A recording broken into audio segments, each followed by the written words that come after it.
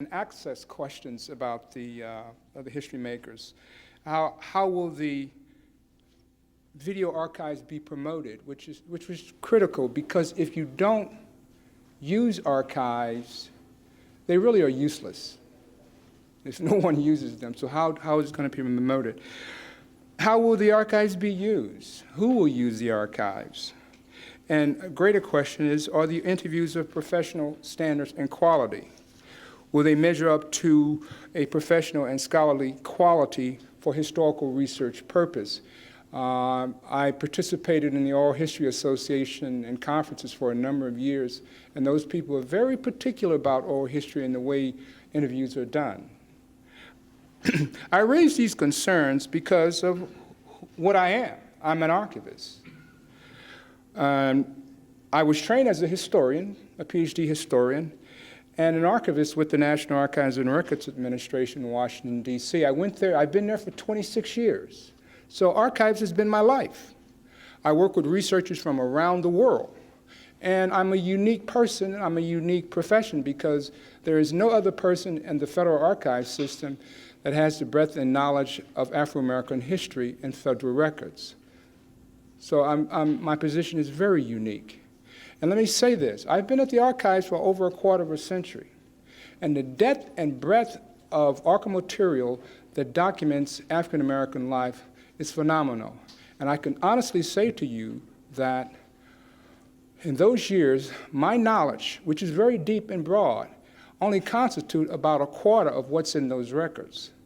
The National Archives and Records Administration is the repository of the largest archival holdings of documentation of African-American people. That's a little-known fact. With all due respect with Howard and the Schomburg, Thomas Battle,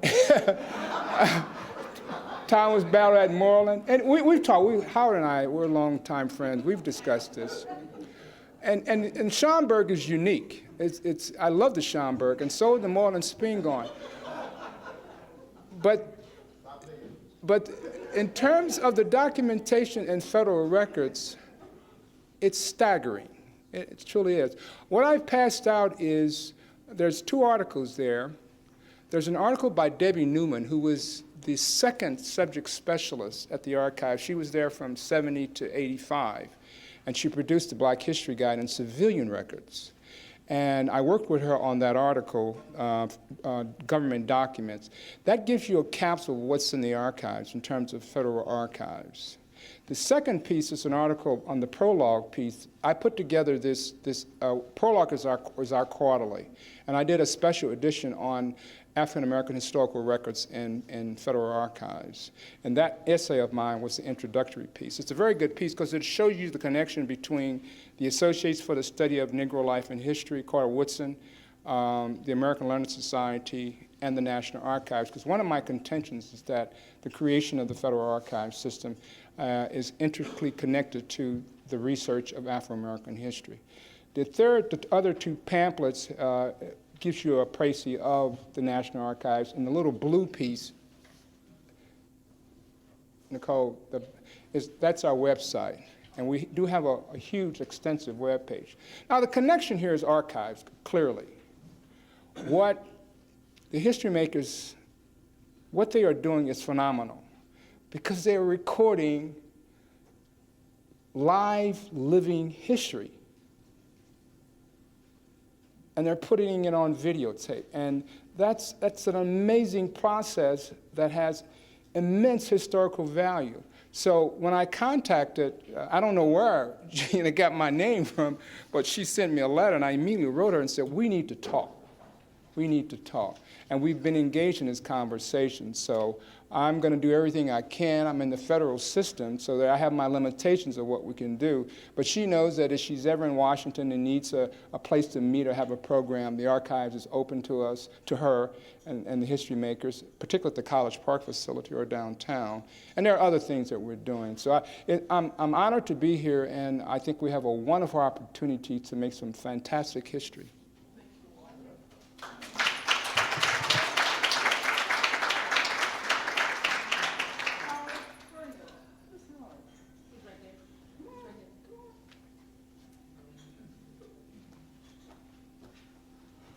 my two grandfathers, Walter and Howard Dodson. Yeah, stop that mess.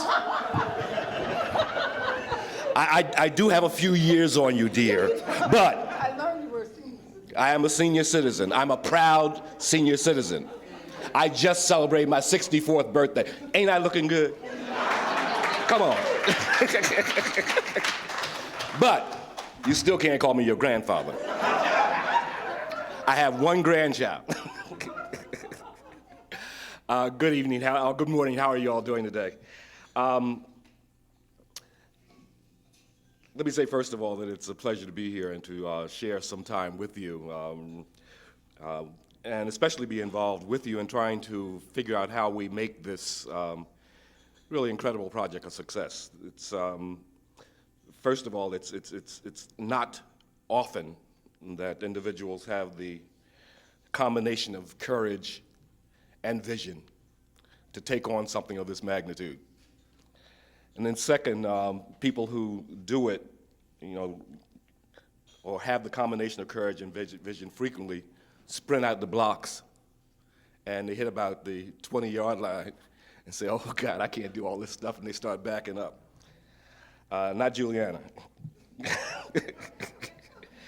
She's going full steam ahead, full steam ahead. Every time you see her, she's, we're going on to the next point, and that's wonderful, and I'm glad to be able to join her in this enterprise. Let me just do a few things. She asked me to provide some context, or assist in providing some context for the development of the HistoryMakers archive. And she asked me to talk specifically about the Schomburg Center as a part of that context. And I'll just give you a few points, and then hopefully that'll be enough. I'll just say a few things.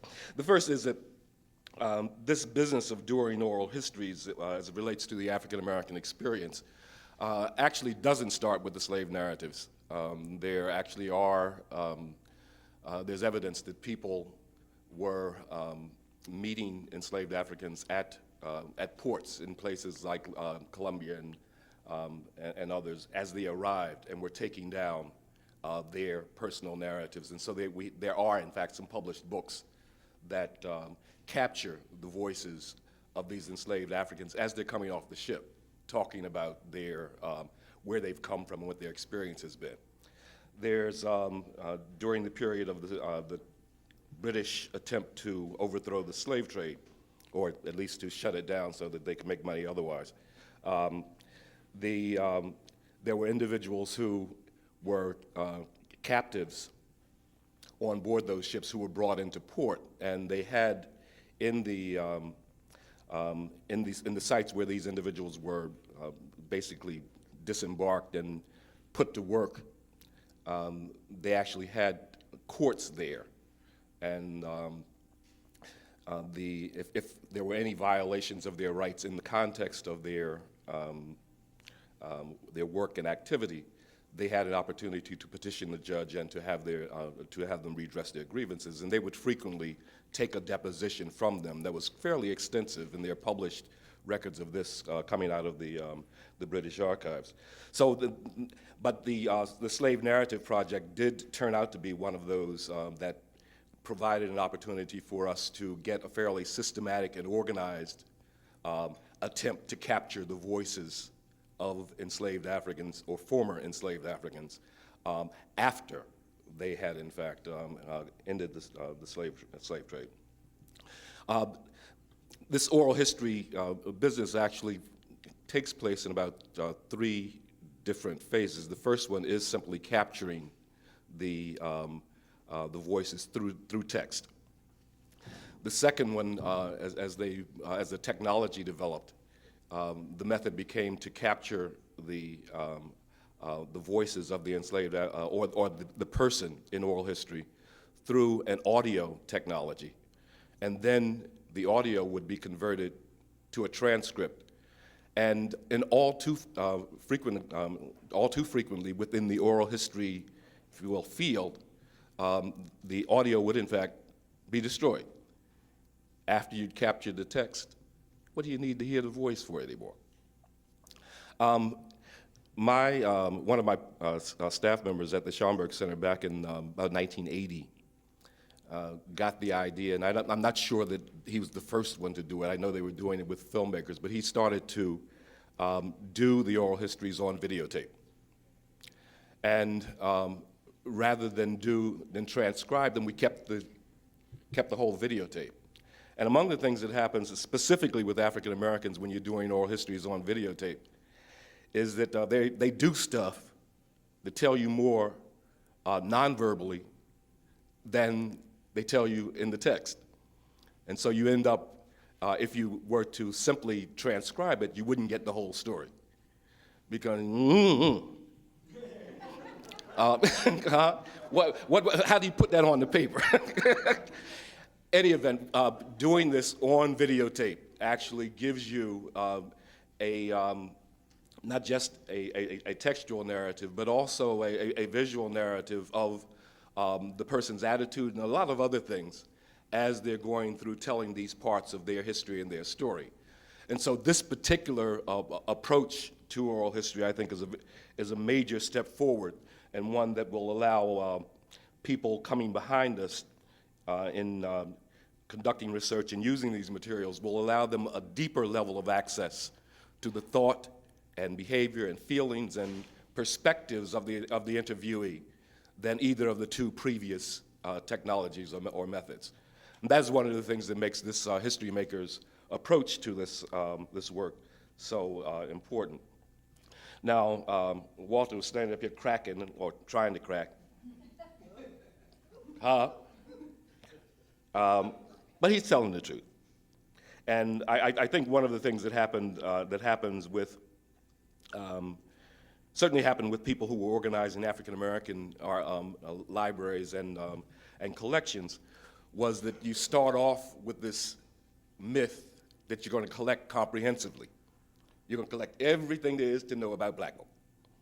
And I suspect that if you go, even today, and look at most collection development policy statements of museums and archives and libraries that are collecting on the African American experience, that line is in there, comprehensive. No library, no museum, no archive, even the National Archive is capable of collecting comprehensively on the African American experience. And the first thing we need to be clear about is that each of these enterprises is part of a collaborative venture to try to preserve aspects of that history, and taken together, we begin to get something that's comprehensive. But none of us have or are going to have any comprehensive holdings on the African American experience because, well, it's just not possible. It's just not possible. Certainly as it relates to primary source materials. Schomburg Center is not going to get the primary source materials of everybody in this room. Just not going to happen. But it is important that someone is collecting that material, that someone is preserving it, and that someone is making sure that these pieces of the story are in fact being preserved. And that's what makes this project so important, that this is, or stands to be, the largest video record of the African American experience in the voices of African Americans for the 20th century.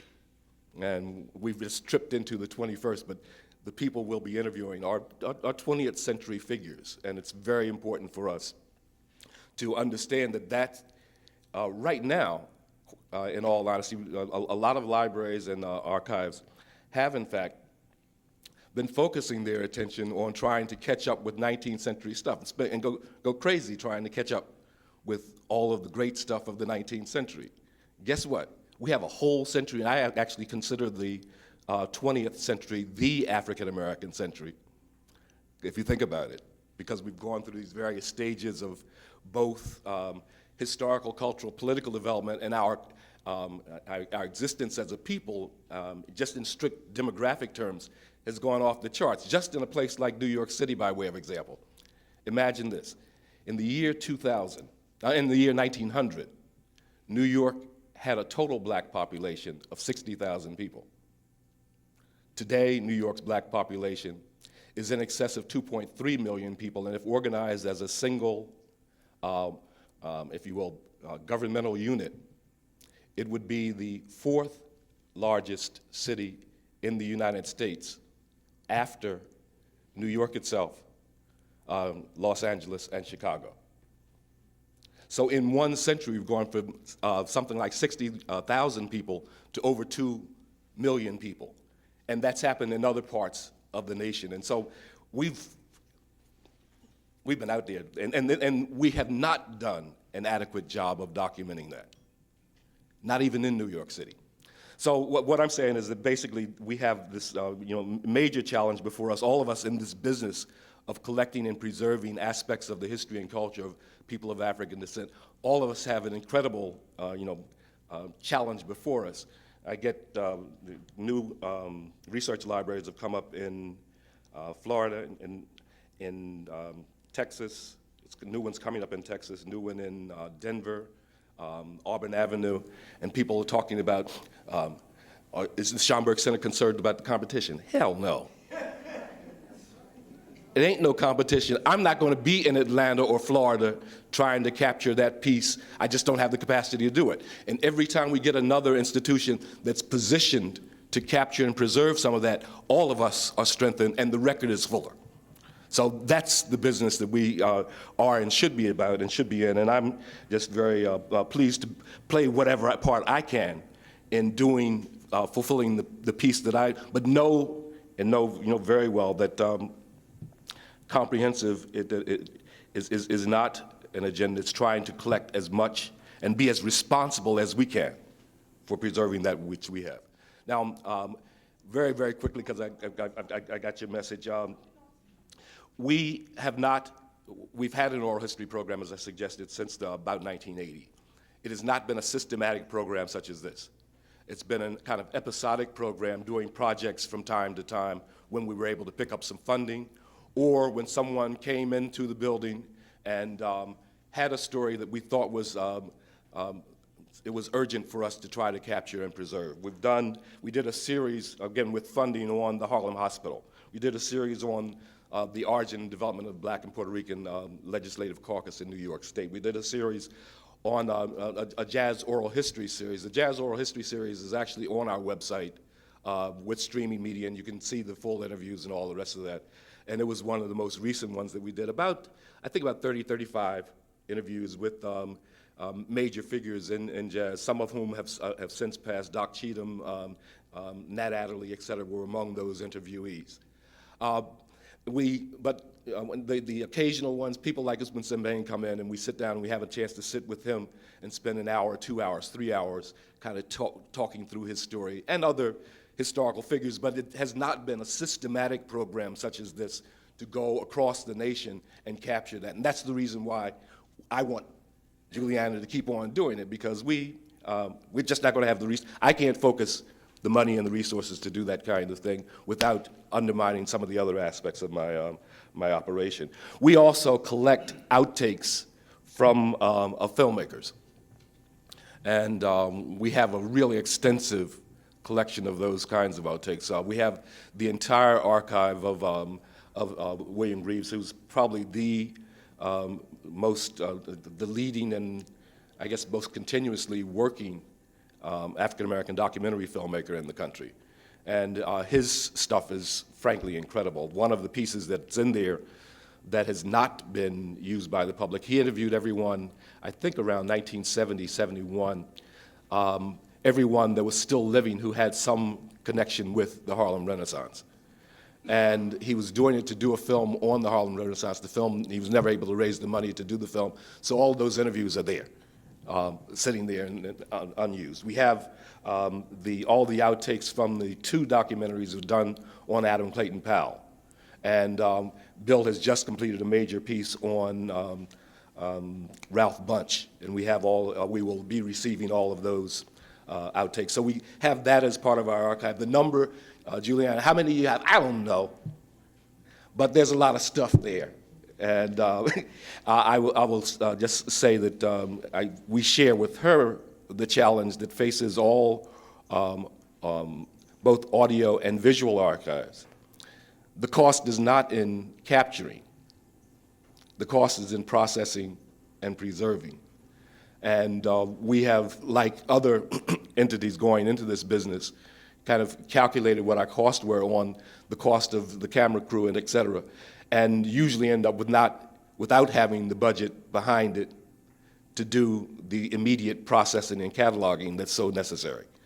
And I am pleased to see that they've taken this into consideration as part of their planning. And again, it's something you can do because you're singularly focused on this.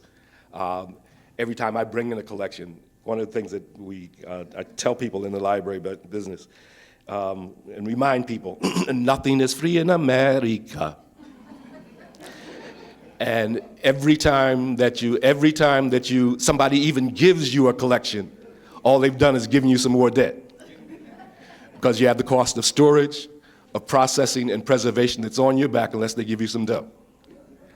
And so taking on this kind of business, every time you go into it, you're actually taking on these triple responsibilities. And if all three are not done, ultimately the archive is not of long and enduring value. So it's certainly a costly enterprise, but one that is certainly, the economic goal is reachable within the framework of, certainly in this society, you can raise $30 million. I mean, it's, I just finished a 75th anniversary capital campaign, and we just raised $26 million. And most of it was done after 9/11. So the money's out there, you can raise the money. That's it.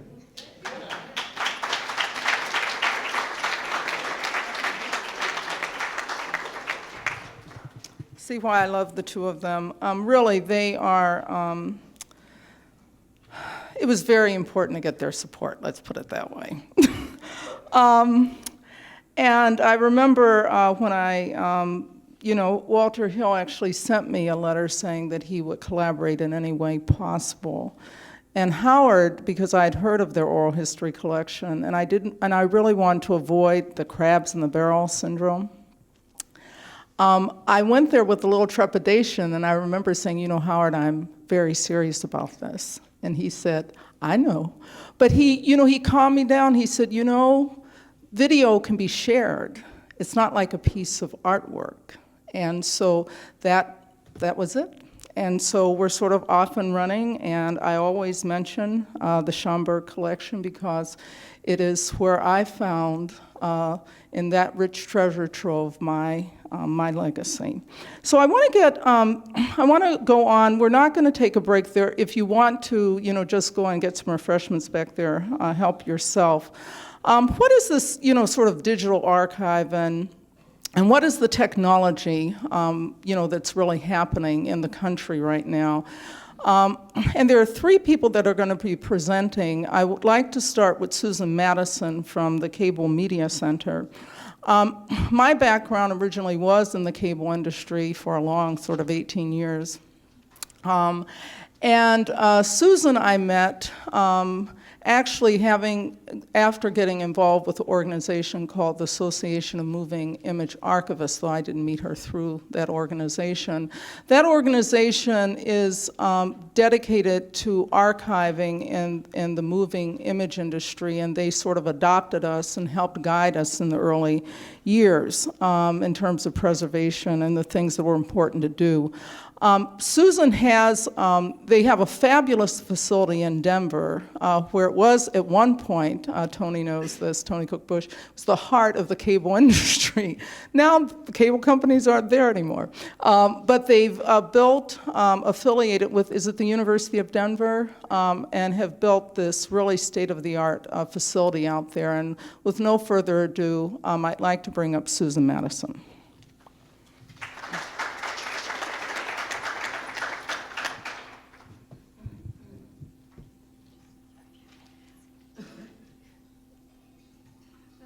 Pleasure to be here, and Juliana and I met because we had similar concerns about how to process our collections, how to make them accessible. I don't believe in having materials if people aren't using them, if they don't know that they exist. And then we also wanted to try to think if there were collaborative projects we could work on together. And we actually wrote a grant and submitted that to the Walter Cates Foundation, which is a group that for diversity in the telecommunications industry and cable industry. And actually, it was unfortunate timing because the Cates Foundation was going through a lot of changes at the time we submitted that. But we would still like to get funding to work on a collaborative project to record the oral histories of African Americans who have made major contributions in cable and telecommunications. .org. Cablecenter.org. Yeah. Nicole is helping me, and this is what is always worries me when we do these types of presentations is that we might have technical problems, but there, great. If you go to the library, I want to show you what we're doing with our digital archive. We took on a small pilot project because it is so expensive to create a digital archive at this point. I think the costs will come way down. But we budget, if you go into our special collections and then the Lenfest digital archives, we budget $5,000 per oral history, and that doesn't include the digitization. That was separate. And we had $100,000 which we dedicated to digitizing and not just digitizing, because that really doesn't give you any more than if you had a video and had to watch a 2 or 4 hour video just to get to the segment you wanted. But we wanted to digitize and make searchable our video, and not just word searchable, but subject searchable, searchable by date, so that it really could be used by researchers and the public as a great educational tool, so they could just zero in on if they wanted to see everyone in our collection that was discussing Liberty Media or was discussing HBO or Ted Turner, or, whatever they were interested in. So here, if we did a search on, let's do a search on Cuba. And basically, I would like to show you this clip if we can. We were having some trouble when we tested it yesterday, but if we hit play, not that one, on TED, you would hear about, and the reason it may take a few minutes for this to come up is we're trying to throw a lot of bandwidth, but you could listen to 2 or 3 minutes of Ted talking about how he first took CNN into Cuba, and we could back up a little bit. One of the things that you... Yeah, we covered a lot of ground in a hurry. Yes. Hey, it's hard to do. This is a long history. This was 35 years of history that we're trying to get through in 60 minutes. That's without commercial breaks. We had that at the beginning with the Cable Center. But one of the things you accomplished that was amazing to me when it happened was taking CNN around the world.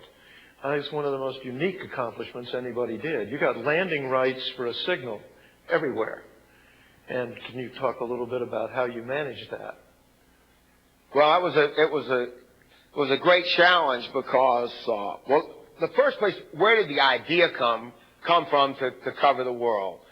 Well, in 1982, we had already been down to Cuba a couple of times, the CNN news cruise. And Fidel Castro told Ethan Jordan when he went down there, who was our guy that was in charge of international news, he said, if Turner ever wants to come down here, I'd like to meet him. So I jumped on a plane and went down there to meet him, and we spent all night drinking and smoking cigars. And he told me that CNN was just invaluable to him. He said, you know, the signal spilled into Cuba, and he read about it or heard about it. Maybe the CIA let him know, or that there was an all-news satellite signal that he could see in Cuba, and he said it was just invaluable to him. So the idea just lit up. I said, if Fidel Castro can't live without CNN, well, we ought to be able to sell this all over the world. And so really the idea really started with a commie dictator. It turned out to be a pretty good friend, actually. That's right. Well, if you're going to sell your signal all over the world, you've got to sell it to a lot of... In those days, half the world was communist. So... And then I'll be done. Now let's do a search on, say, the NCTA. Just do NCTA, yeah. Now so, you know, things like that, being able to take an hour-and-a-half interview and get to a clip like that is really valuable. But say you were a student and you wanted to find out about the National Cable Television Association and all the people that had been involved in it and what it did. If you go back, scroll back up to the top, there you see we have 35 pages of hits, and you could refine your search, you know, because you'd say that's too big of a set. I don't want to look at 35 pages, so you know you could add a word here or a date, and just refine your search. Oh, I just want to know about the NCTA in its very beginnings, and pull up maybe 2 or 3 pages of people talking about it and listen to their first-hand accounts of how that organization got started. And so it's a very valuable tool. It's very expensive at this point, but I think I think that the next presentations will show you other ways of processing video as well. We also catalog. We do standard cataloging records for all of our oral histories, and we share those with a huge national bibliographic database through OCLC. So libraries all around the world, if they search, they know that we have these resources. So that's very important also, I think, to do some basic cataloging besides doing this more sophisticated processing. So thank you. Susan, Yes. just address for the 100,000, how many hours did you process? 100 hours. So it was, but Talk about the technology. we used a company called Virage, and there are other companies that have similar technologies. Now, we outsourced to them because when we took on the project, we internally did not have the capability to do it ourselves, to staff it ourselves. It would require some people to really learn how to use the technology. So we basically send them a video in Beta SP or a Digibeta, and they digitize it in 3 different, it's not just digitizing it once, they digitized it in 3 formats so that people at home could watch, that's okay, could watch a 56K stream, a 300K, and then within our building we can show a 1.5 megabit stream, which is very high quality digitization. So we pay to have it digitized in 3 formats, and they extract metadata based upon what we tell them we're interested in. Like I set up a schema with them in the beginning to say we want this to be keyword searchable, we want it to be subject searchable, we want it to be date searchable. You know, you could put in other parameters as well if you wanted to search by other criteria, by genre. So it's very sophisticated, but I think that there is now, when we started this project, we started 3 years ago. It actually took us a long time to finish this, and in that time period, I think that the costs have come down some. There's a lot of competition to Virage. They are probably the most well-known that do this. Like I think CNN, does CNN use? I think CNN joined up. Well, they were. I think CNN is using them, but they joined up with a project with IBM and Sony. Yeah. Then there's Excalibur that I think.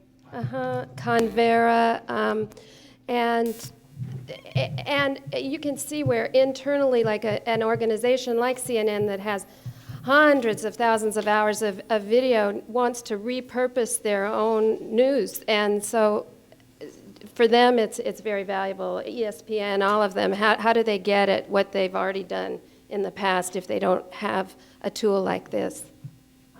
So thank you.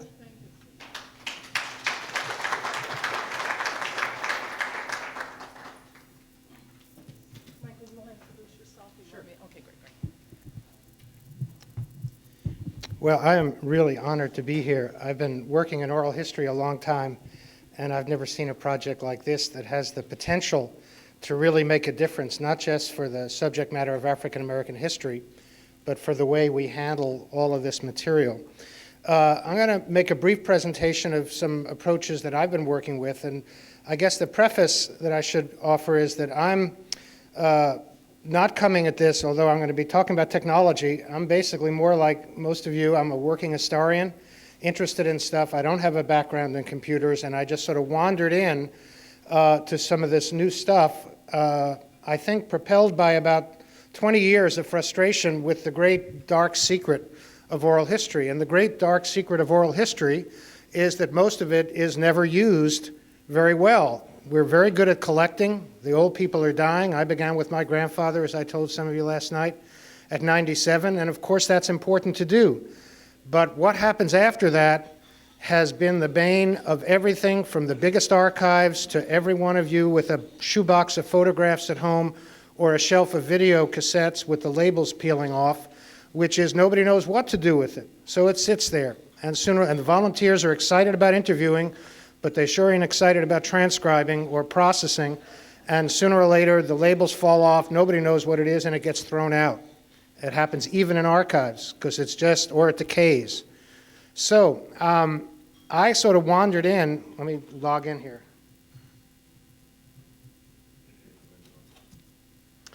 We'll open this up once I finally get booted up. One of the things about new approaches and digital approaches that I'll be illustrating is that they can solve, I think, the two critical questions for doing more exciting things with oral history. One is, I was interested that Juliana mentioned this idea that archives may not be the right term, or some people aren't sure it's the right term. That is a problem. Archives, to a lot of people, traditionally, as Walter would know and was implying, archives was preserving and keeping the stuff safe. The school kids want to get their hands on it. Those things seem, with traditional materials, they're at opposite ends of the spectrum. Either you preserve it, or you muck it around on the table and it's on the floor of somebody's office and somebody writes in the margin, "This man is crazy," and so forth. You can't do both at the same time. One of the exciting implications of new technologies is that you can do both at the same time. The same process that can organize this material at an unbelievable level of accessibility for researchers is the same process that can get it into the hands of school kids, that can put it on the web, that can allow anybody to browse at the most casual level of curiosity to find a grandparent or their grade school teacher or whatever. So in a way, it's like a paradigm shift that what once was a linear relationship, one long distance at the yardstick, you've got preserving it, the other one is cutting it up and making it into a poster for the 8th grade, history fair. Those collapse. You're doing the same thing at the same time. The second thing, which is really exciting, is that we can, and it's really old-fashioned, is that we get back, and this was also referenced before, we get back to the voice. That's what oral history was all about. And now with video, with the body, with body language and context and people's living rooms or whatever we might be recording. All of this, it has been assumed intuitively, we can't really work with, and that's why we do all that transcribing. I mean, yes, text is important for lots of reasons, but if you stop to think about it, the reason we've been so dependent upon transcripts and text is because we can move around in text. We know how to do that. We've been doing it for 100 years, 1,000 years. And you can flip through things, and you can index it, and you can do now, word searches. And it's been assumed that you've got to get text as a kind of mobility medium to be able to move around in the stuff. Otherwise, you're stuck listening either to data that's raw, meaning hours and hours of video that nobody's ever going to really be able to watch, or it's cooked in the sense of a short excerpt that somebody has decided is important, but might not be what's important for you. So if there's a way to begin moving around in audio and video through new approaches for getting it into a kind of legible, searchable, browsable shape, well, then we don't have to do all that transcribing. I like to say, which makes more sense, transcribing 10,000 pages so you can find the 7 that you want, or maybe finding the 7 that you want and then transcribing those if you're doing an article or you want label for an exhibit. So a lot of the new technologies just coming out give us that capacity for the first time to actually work directly with audio and video, to search it, to move around in it, to watch things that we want to watch because they respond to some curiosity, and to be able, in that sense, to turn vast bodies of material into a really usable resource. And it's this, I'm most excited about following Juliana's comments, that this project is looking to crack that nut. What I'll be illustrating is one way to do it that we are working with from very small scale materials. Howard's going to be talking about really some very exciting, larger processes for doing this with a great many more sophisticated resources for huge bodies of material. But what I want you to be aware of is we're all getting to the same place where we're going to be able to work with material directly. And in that sense, one of the enormous potentials, I think it's an incredible fundraising potential as well, that will bring in more money than it costs, is because this could be the project that really breaks that logjam. And I'm talking about, again, in my experience, I'm sure it's true at the Schomburg and at the National Archives. I was just at the Jazz History at Rutgers Newark. You go anywhere, and it's like your home attic with those boxes of cassettes. Rutgers Newark, in that jazz thing that Clem knows, they got a whole room. What's on those tapes? I don't know. Start listening. Well, here's a sort of rough table of contents. Well, where do I find so-and-so? I don't know. Start listening. I had a student went to the Columbia Oral History Archives, best in the country, was given 5,000 pages of the Robert F. Wagner oral history transcripts. He was looking for stuff about urban renewal struggles with Jane Jacobs. Where do I find it? I don't know. Start reading. Where do I get to the tapes? I don't know. Start listening. So that's kind of where it's at.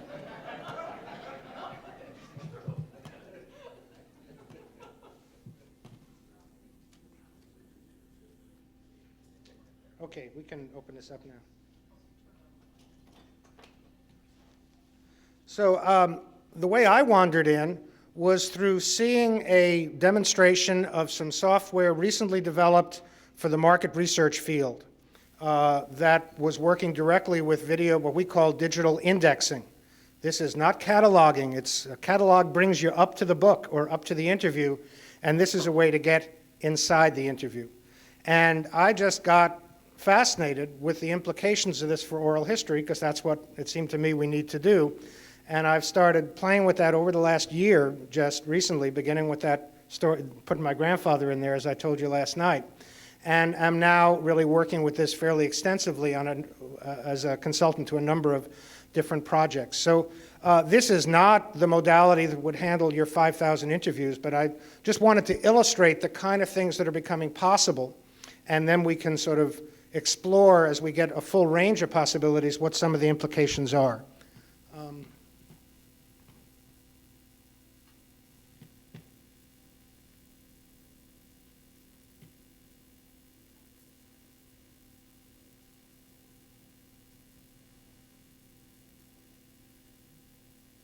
So what I've got here is the demo tape that I was sent, 2 hours with Bob Petty, who many of you here in Chicago will know from Channel 7 News, I guess it is.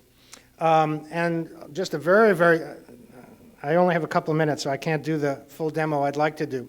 But basically, you start with a project. Here's the interview. There could be obviously a whole mess of them. Interview is streamed in a series of segments that are given rough names. Right now, just starting through 2 or 3 of these, I've marked 153 different passages that they call clip. You go to any section and you get the clips that are in that section. Each clip can be given a set of notes. I need some more audio here, I think. And then you click on it and you hear it. So you can move all around. I'll illustrate some search things in just a second, but I wanted to just basically first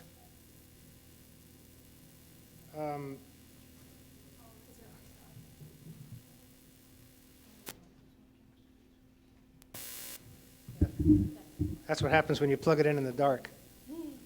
But I can use this now that we got it working to illustrate among the things that I'm excited about as an historian, beyond a couple of keywords, is the depth, and this was referenced before by Howard, the depth of complexity and nuance and insight that's in the human voice. The way people tell stories goes far beyond transcription and far beyond, so if we can get a way to get people to get to it.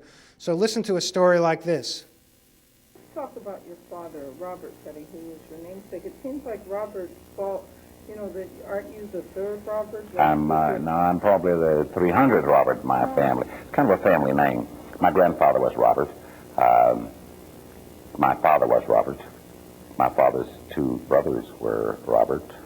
I am Robert. The brother after me is Robert. My son is Robert, and my son says that when he has a son, his son shall also be Robert. But sometimes it's a first name, sometimes it's a middle name. I'm Robert Anthony, the brother after me, he's Billy Robert. I've got an uncle, John Robert. So it's always just kind of a family name, and they stick it in wherever they can. So that's a great story with a lot of his personality, but it's also really important in terms of issues about family cohesion. As you know, those have been pretty controversial in the way most white folks have interpreted black history. So there's a world of insight just in that story, and if we, in a system like this or many of the others being developed, things could be tagged both for funny anecdote and for profound issue about family and memory over generations, and you could get to that story not just in this interview, but you could get, once we get more of them in, you could get stories about family names out of 25 different interviews and listen to those all together, produce a slideshow in about an hour, and you'd have a lecture ready about naming patterns and their importance in African American culture. Other things that, again, are sort of elusive, and I wish I had a lot more time. Stories that people have told about my father. He worked on the Mississippi River. He was a cook on what we call a river boat. It was a boat that hauled men up and down the river, men who worked at flood control to prevent the Mississippi River from flooding, especially in the spring. And my father was a cook on that boat, or one of those boats. He was also a money lender. Money lender, you might call him. A loan shark, but he loaned money to men who gambled up and down the Mississippi River. And that is how we ended up, my brothers and I, growing up in Missouri, because he was collecting money when he got sick and went back home to Memphis and died. But not a lot of memories of my father, except for the fact that the guy always had a big pocket full of change when he would come home. And he would give my brother Stanley, the oldest of us, nickels, dimes, and quarters. And he would give the little ones big stacks of pennies. What did we know? We thought we were rich. Again, you get the combination in things like this of enormously rich, evocative, personal insight with really important issues about things that, you know, aren't easy to categorize, are sometimes delicate to talk about, and yet we all know are really pretty important in the life of any community. Just a couple of quick things in passing to notice. One of the interesting things that's fascinated me about this technology is that although we're going from, I'm playing clip after clip here, if you look up at that line at the top, you see the highlighted blue section over here. That's the clip we're listening to. You're actually in the whole interview. So if you don't like what I clipped, you can just start playing it, or you can move it anywhere. It's kind of like, you know, we're familiar with this in books. You go to page 85 for a discussion of, you know, the race riot of 1919, and you can read page 80, or you can read page 87, or you can do whatever you want. You have just been given a way to get to an interesting point, and then you can start looking for things on your own. And in this kind of approach, and then, in fact, in this system, you could also then tag it yourself and then export it for your next slideshow or for a research project or for a school presentation or for what have you. The idea that you can have, it's really, I find, the liberating notion. In this kind of digital approach, you've got all the information all the time, depending on what you're looking for and need for any purpose. Again, the index of a book, you don't have to get frightened by technology. We all know this with text. You get an index of a book, you can get to anything if it's a good index.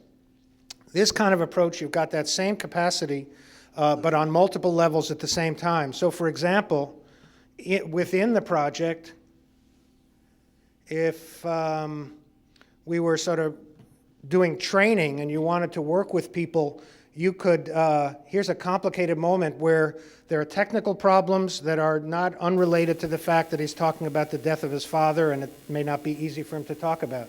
So you can pull out moments like this and work with it. Let's say if Juliana is training a group of college students to say, how do you handle it when this happens? I want you to wipe your lip. Oh, am I sweating? Yeah. Again? All right. But so you were how old when you moved to Brothers, and how old were you when your father passed away? Moved to Carruthersville when I was 4 years old. I was 5 years old or so. My father died.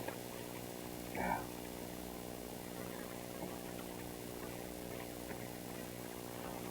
You didn't really understand the implications of your father's death at the time No. you were young. No, not at all. Not at all. I don't really remember. Before you start that, I'm just going to set the paper down on your knee because it makes... Oh, you're getting glare? Okay. No, not glare. I can just hear the... Okay. Well, since we're cleaning up here, let's do this then. Oh. So, I mean, there's a lot you can learn from things like that. One of the values of this project is we've got whole interviews. They're not meant to be watched like a TV show, so there's going to be stuff like that. By working on the basis of clips and references, you don't ever have to watch. Some of them are not as, this is kind of poignant because of the subject matter. Sometimes it's just, you know, a bus goes by or the microphone drops or something like that. But the things that make home video unwatchable, you know, that 3 minutes when you've got the camera running and it's pointed at your foot because you forgot to turn it off, right in the middle of grandma's, you know, 50th anniversary party, you can jump over those because they won't usually be clipped and you just watch the stuff that you want to watch. Let's see what else I was going to show you. Well, I think that may be enough to give you the idea. This basically, and then two things, then I'll just take 2 more minutes and show you an example that's fully, we've just started with this one, so all I've done is mark some of these clips. But as you can see here, there are 3 different keywords they call topics. There are 2 text fields. We can put names in there, all of which are searchable. There's actually 2 different numerical fields, so you could put dates in. And then when you search, there are 2 different ways to do it. You can end up with filters like this, where you would choose a set of topics. You could put the names in the text field and so forth, and then it would do a search of the whole project. And if I could just take 1 second, if I can find it right in my little pack here. 1 second.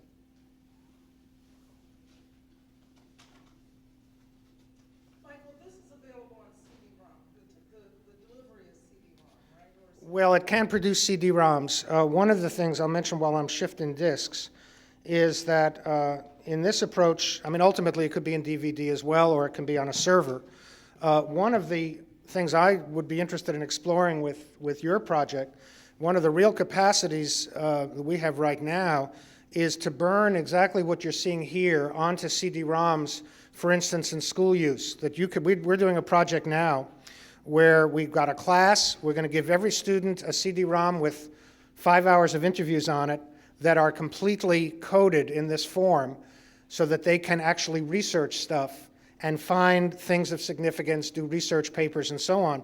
Then we're going to give them another 2 hours that are unmarked and ask them, now that they've learned the skills of working with the program, well, what do you think of the stories here? Let's see what kind of stories the girls identify. Let's see what kind of stories the boys identify and so forth. And students, I mean, this stuff anybody can learn to do, and we can get people really working at that, in a way, profound level of saying, well, what is the significance in this narrative that I've just heard? How many ways you can also overlay things. I won't take the time to illustrate it here, but because these so-called clips are not actually snips, they're just reference points. So in the example I was showing you before, he's got 5 different anecdotes about growing up on the Mississippi River in Caruthersville, Missouri. I've got them all clipped individually, fishing, jumping on the seawall, his older brother, and so on. And I can also clip the whole thing as one 3-minute anecdote, because sometimes you might want all 3 minutes, other times you just want to get the 30-second quick hit. Now, let me show you one final